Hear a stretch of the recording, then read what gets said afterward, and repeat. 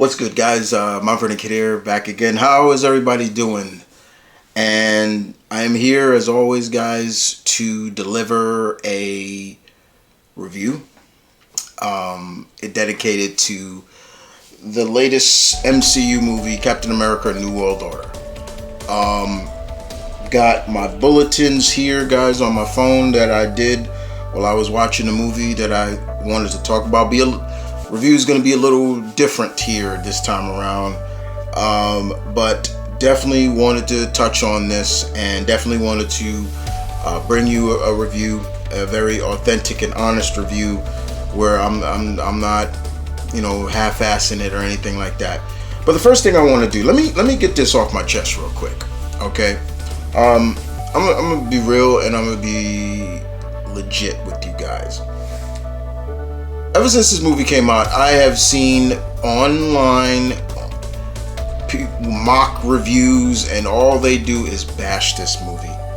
Bash it, and I got no understanding on why. Why are they bashing it? And then there's a part of me, the part of me that's, Chris, you know why they're bashing it. Don't sugarcoat it. You know why these people are bad. Because at the end of the day, most of the people that are saying the bull are pale skins. They don't look like me. And I'm just like, what? The first thing I hear all the time, the first thing that I've constantly heard on these idiots podcasting and things like that I've seen on Instagram and everything like that, is the first thing is Anthony Mackie is not a leading man. Strike one. He can't carry the movie. That's strike two. The movie was terrible. Strike three. If anybody out there felt like this movie was terrible, go fuck yourself. Because I did not see what was wrong with this. I was trying to find at least a legit something. Was it perfect? No. Was it over the top? No. But it told a pretty decent story. By the way, it's basically a legit Incredible Hulk sequel. And Marvel has been doing this as of late, incorporated Hulk stories and things like that into other movies. Why? Because for some reason I thought that Marvel had the license of Hulk back from Universal, but they don't. And it sucks that Universal is still hissy-fitting over keeping the license of certain characters when they know dang well they're not going to use them. But for those people who felt that it was terrible, like you've seen like Instagram shorts and YouTube people just bashing it for what? And I'm trying to find out what was the problem with it. And then there's shorts I've seen of other things that I will talk about when I get to it. But at the end of the day, let me make sure. Let me give my rating right now. It was 8 out of 10.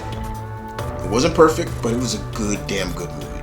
It was a good espionage thriller that centers around what Captain America is. That's the whole point. So that's something that I like. Now, in terms of the bulletins, there will be some spoilers. But overall, there will be. I'm gonna try to keep it without spoiling a lot, even though it's been out for a while. But when I was watching the film, I went into my note app and I was putting down bulletins that I wanted to talk about on my review. And the first thing what I applaud them for doing is my first bulletin: Sam being trained by Bradley. Sam being trained by Isaiah.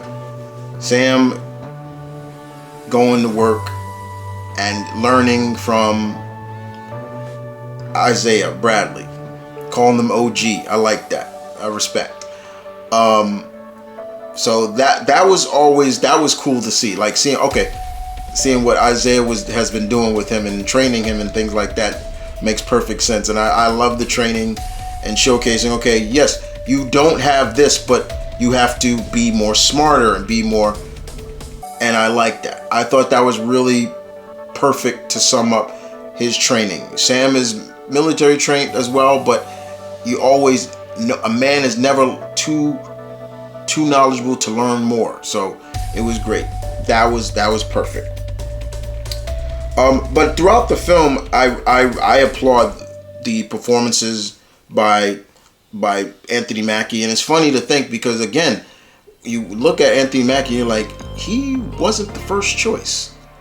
You know who was the first choice? Aldous Hodge. Aldous Hodge was the first choice. So he would have been Falcon and then into Captain America. So gotta think about that. Another one of the bulletins that I really that I wanted to touch on really is throughout the film we also see that there are some things that happen that really question still after all these years. Sam still questions, and I put it on my bulletin. Sam still feels he's not worthy of the torch. I love that. Now there's gonna be some people out there that look at that and be like, well, it's been 5 years. Why shouldn't he have been feeling like he qualifies or feel like the torch has been passed? And I like that whole idea because there's something that happens in the film that Sam starts questioning, and he starts to wonder to himself, you know, maybe I should have taken that serum like you did. And the reason why I bring that up is because there's a cameo in this that almost made me break down and cry because I'm like, that's great to see. And I really like the scene. What the scene is, it's Sam is looking at somebody that got hurt. I'm not going to spoil who that is. And in the process, somebody from Sam's past comes. And who is it? It's James. It's Bucky. Bucky comes and starts talking to him. And I love the interaction in this just one scene and he starts to question himself once again about the worthiness of Steve passing the torch to him and everything like that. And then him questioning his own mortality, his own strengths and his weaknesses, and feeling like maybe he should have taken that serum, and loving Bucky's response to it that made me really love this scene so much. Bucky broke it down and told him the truth in a way that he's been learning, because turns out Bucky is now a congressman. 110-year congressman. So I really love that concept of Sam still questioning, is it worth? And it makes sense that just because what he did in Falcon and Winter Soldier, yeah, that still should play up a lot in his mind. Like, okay, he's still kind of questioning that, and I love that.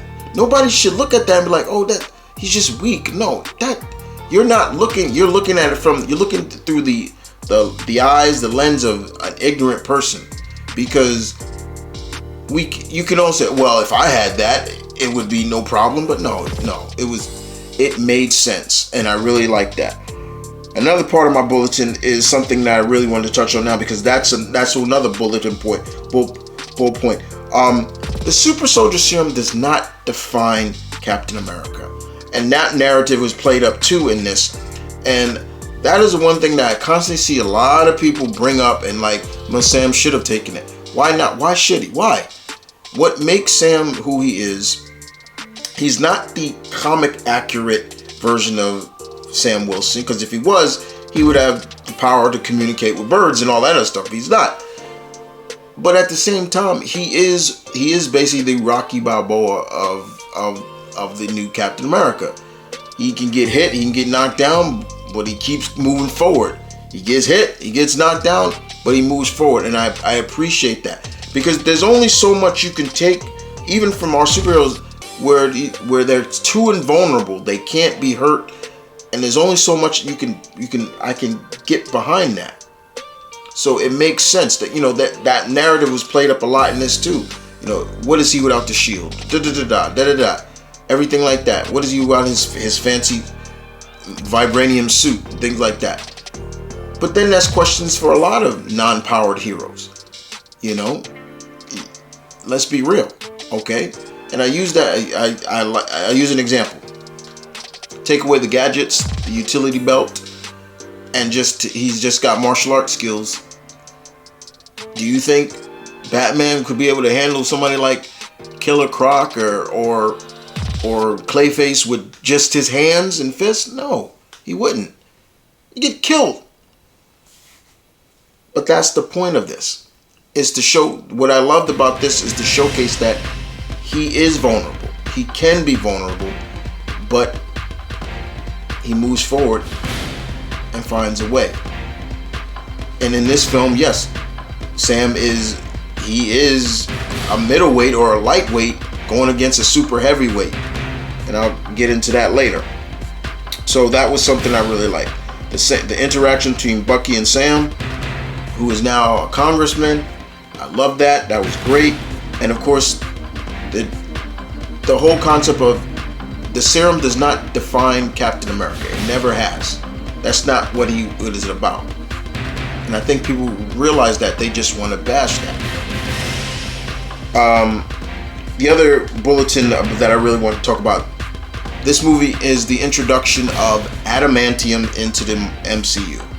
So we're getting our little tease. So real quick, our little tease of what's to come, and a future new substance in Marvel that rivals vibranium. And I really even like the source of where it comes from. That I will not spoil.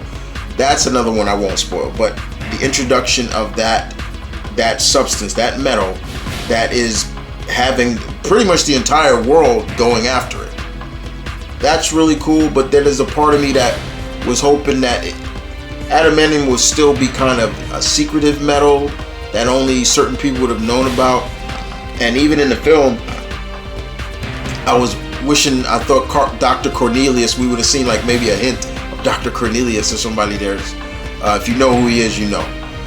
But yes, the introduction of adamantium in the Marvel Cinematic Universe, chef's kiss.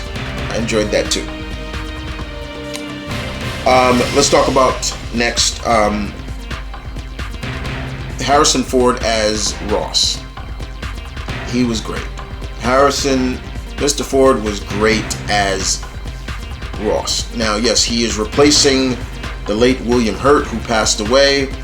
And the biggest question I was wondering when we saw him was like, okay, will he have his beard? Like, we won't see that with the mustache. And we do get a glimpse of Harrison with the famous Ross mustache. And I ain't gonna lie, he looked pretty good. I was like, okay, it's not bad. But the concept of him, and throughout the movie, is also played up very well, is trust factor. Can we really trust Thaddeus Thunderbolt Ross? This is the same guy that set off the Sokovia Accord. You know, his issues with the superhuman community, things like that. That was something that was played off. It's so bad, it's so much that it's played off the fact that it showcased that Betty, his daughter, has held a grudge with him for the past 24 years. Going back all the way back to the Incredible Hulk movie, which came out in 2008. So you play that up. You know, she hasn't spoken to him since. Like, and I love, the one thing I do love about the film is still bringing up the notion of the Incredible Hulk film. Like, they talk about it throughout this film. You know, the Hulk fight in Harlem with the Abomination, and everything like that. I love that. They have not swayed away from that. It's still canon, and I appreciate that.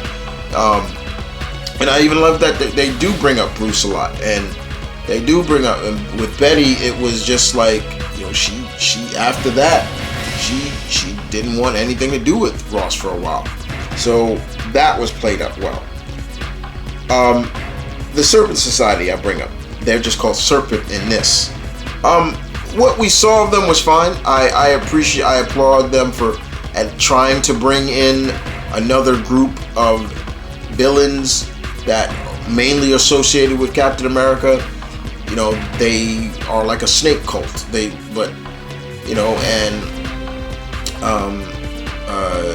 Giancarlo Esposito as Sidewinder was fine. I liked him. He had this menacing side to him, but also it was cool to see because it gave you like a little bit of like, okay, this could be a real go around with Sam and him. They could be like, this could be Sam's like arch nemesis. I would have actually had Badrock come back because that's how I feel like Badrock is like Sam's like go-to guy because they go at it all the time. But yeah, I was really impressed by that. John, as he did fine. He was fine. So I was really impressed by that, and impressed to how the mastermind behind it, which I'm getting to, because I know probably y'all want to know how do I feel about that.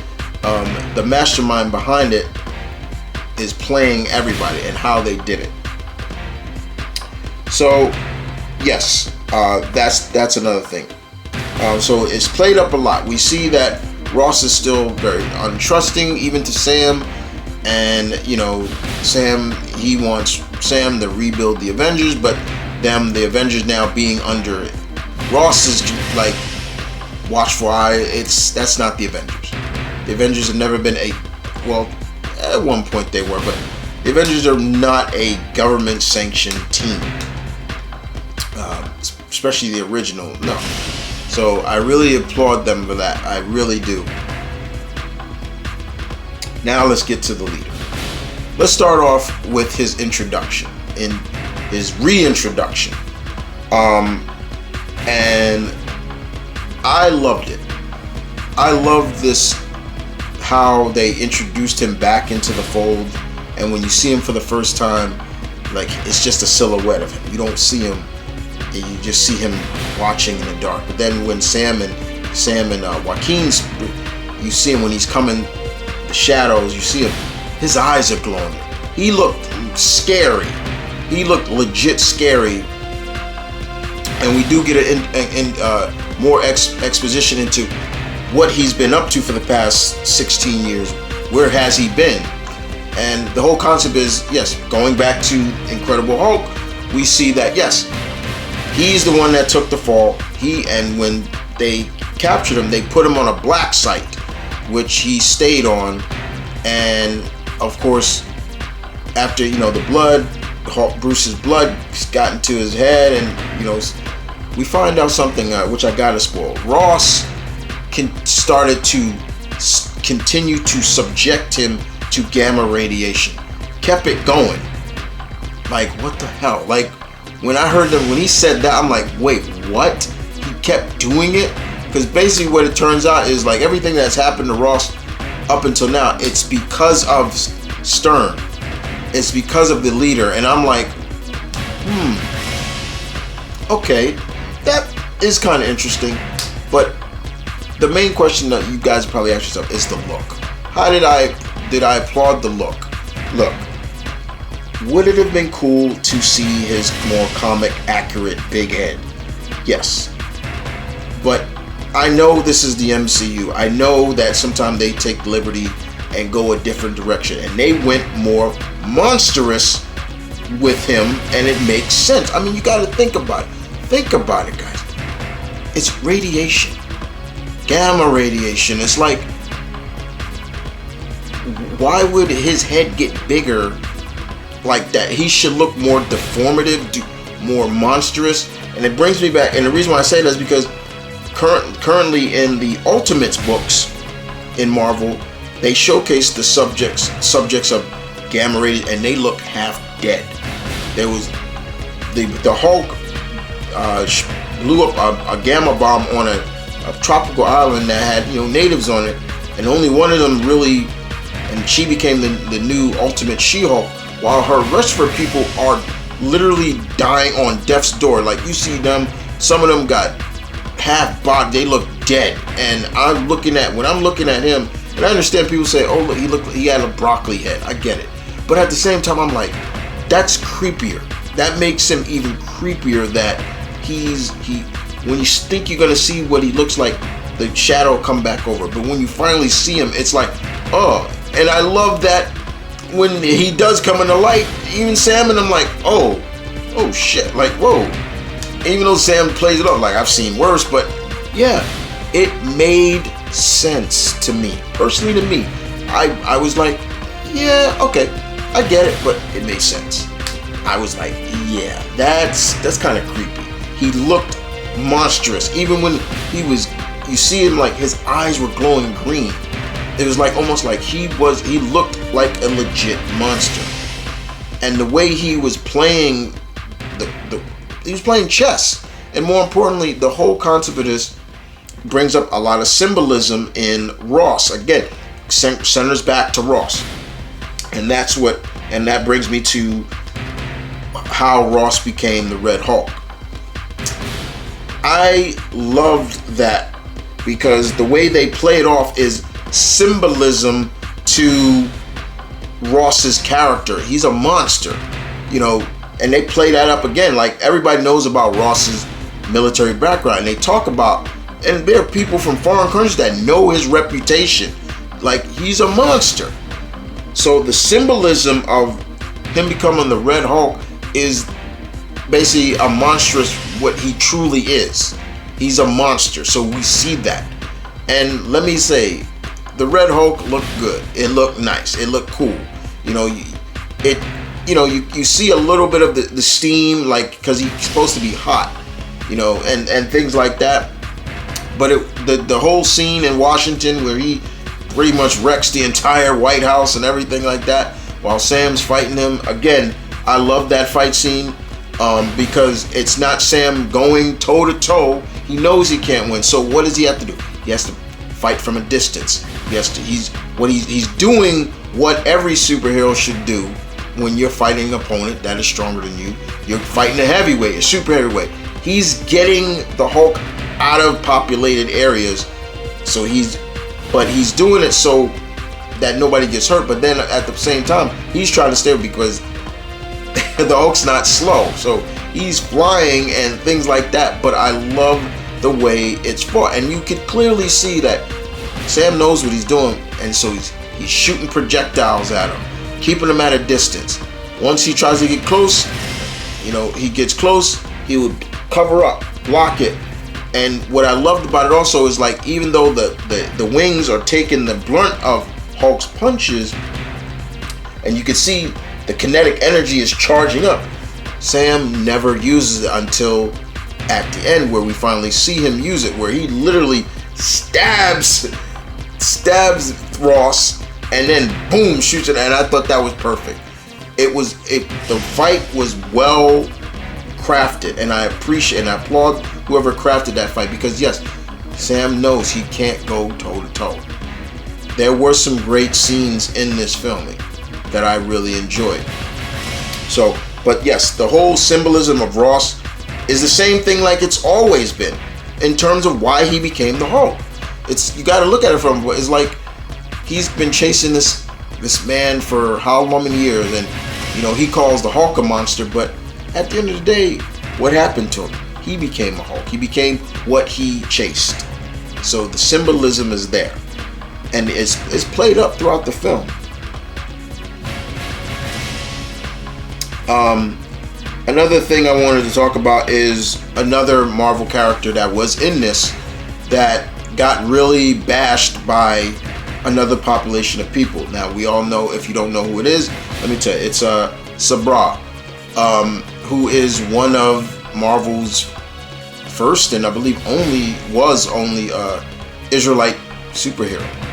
Now, in Israel, they applauded it, but of course there was controversy because this character, and unfortunately the Palestinians was against it. So what did they do? They changed her origin a lot. They still have her be from. They still have Ruth be from Israel, but they basically imply that she trained in the Red Room. So they give her like widow-like abilities. They give her widow training. They bring it up too, like she trained to the Red Room. She's basically like a widow, and I love that they respect that too. Sam even says that means stay away from her, like she's nobody to joke with. So I applaud them for that as well. The change to her was fine. I would have preferred if she had her powers, but I wish they did. But they did have her when she was in her quote unquote tactical suit, or she was wearing the colors that she wore. She's in the comic, white and blue. So I applaud them for that. I applaud them for trying, but again, you know, I wish she could have been right, but unfortunately, we all know what's going on overseas between the Israelites and Palestine. So I get it. I understood where they were coming from. I understood where they were going with that. But throughout the film played off exactly what was needed to be. Sam's first run, real true ride as Captain America, and still there's doubts. He knows he's outnumbered, he's outgunned, but the whole concept is Sam gets up and he keeps moving forward, which I applaud them for that. I was glad to know that the movie made back its doubled its budget doubled its budget of the film. I was glad to know that there are people out here that actually like the movie, you know, and there were some things that I wish happened in the film, and there was one I even wrote which I wished happened. So as you all know, Isaiah was in jail for most of the film because the leader took control of him and had him shoot at Ross, almost assassinate Ross. He used a certain bit of mind control, and it was really interesting how they did it. I won't spoil how that happened if you haven't seen it. But what I also applaud is Stern's not dead. So that was something I also wrote on my notes bulletin. The leader did not die. Thank you. Because I'm kind of tired of seeing villains die in the MCU, because it would be a good idea to bring some of these characters back if they need be. So I applaud them for that. But there were some things in this film I wish happened. And like I said, and here's one of the bullets that I did talk about. And one of them is I wanted Eli to get kidnapped in this film. I wanted Eli in this film, Isaiah's grandson, and I wanted him to be kidnapped by Stern because I was hoping that Isaiah would get out of prison earlier. He wouldn't be in jail all through the rest of the movie. No, he was going to get out somehow, and I wanted Stern to kidnap him, and in the process of them trying to save Eli gets mortally shot or hurt so much to the point where he needed an immediate blood transfusion, and that blood transfusion would have came from his grandpa, and now his blood mixed with him, he would have, just like in the comics, that's how you get your Eli with enhancement abilities. You can't do the Skrull and Kree war, but yeah, I was kind of hoping. I was like, please go after Eli. Please go after Eli. I was just saying that, but it didn't happen. The end credit was interesting because he was talking about he's talking about incursion. He isn't talking about it, and he talks about that he's seen it and he knows it's coming. So I was really liking that too. Overall, again, guys, the film was fine. The film was fun. I don't understand people's hate for this film, and the only thing I can think of is the fact that you guys are butthurt, and I'm not talking about you, whoever is, I'm talking about the people who just want to bash everything and hate this film for no particular reason, on the fact that, one, the character's black, and you got a problem with him running the red, white, and blue. Where if you really knew your history, you know Sam has been Captain America before. It's just dumb. Pathetic. Really, really pathetic. Look, guys. I am not going to sit here and bash the Phase 5 and say that everything in Phase 5 was terrible. No, it wasn't. The problem with fans is that y'all got too spoiled. You're too spoiled, and you think everything is supposed to be a blockbuster, a home run. Look, not everything is going to be a home run. Let's use some. When you step up the bat, the best thing you should be doing is make sure you hitting, making contact. It's got to be balanced. Sometimes you're going to get a single, a double, a triple. And then sometimes you're going to get that home run. Was this a home run? But did this bring in some runs? Yes, it did. It worked well, and it incorporated everything I wanted to see. Now, there are still some answers that still need to be solved in terms of, there's still a lot of elephants in the room with certain characters that we've seen over the course, especially in terms of the Captain America universe, like Sharon Carter. That still, to me, needs to be answered and dealt with quick. But outside of that, it was fun. I had a lot of fun. There were scenes where I almost cried, especially anything with Sam and Isaiah. I got really emotional with that stuff. I was like, man, that hurts, because it's like you want to help out a veteran, and especially if it's a veteran that's been blacklisted, but he's good. You know what I'm saying?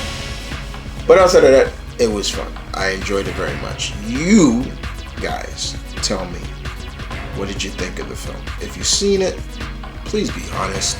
Don't come up here and throw your negative, because I'll see right through that. I'm not even joking. I'm not playing with you. I will see right through it real quick. You just want to be negative Nancy. But if you truly liked it, give me your favorite scene. One of my favorite scenes is the first beginning, where we see Sam showcasing his skills. What was one of yours? But outside of that, see you guys next time.